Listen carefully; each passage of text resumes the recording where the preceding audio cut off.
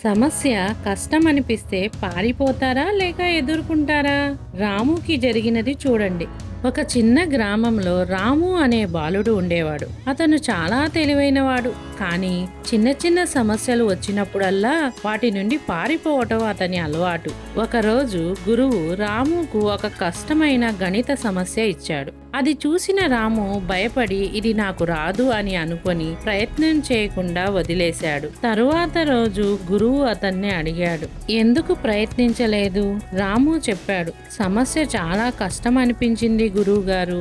అప్పుడు గురువు ఒక చిన్న రాయి ఇచ్చి దీన్ని పగలగొట్టు అన్నాడు. మొదట రాము కొట్టినా పగల్లేదు. కానీ కొంతసేపు ప్రయత్నించిన తర్వాత రాయి పగిలింది. గురువు నవ్వుతూ చెప్పాడు, చూడు రాము, నువ్వు ప్రయత్నం చేయకపోతే రాయి ఎప్పుడూ పగలదు. సమస్యలు అలాగే, వాటి నుండి పారిపోతే అవి ఎప్పటికీ పరిష్కారం కావు. ఆ రోజు నుంచి రాము సమస్యల నుండి పారిపోకుండా ధైర్యంగా ఎదుర్కోవటం నేర్చుకున్నాడు. నీతి: సమస్యల నుండి పారిపోకూడదు, ధైర్యంగా ఎదుర్కొంటే పరిష్కారం దొరుకుతుంది.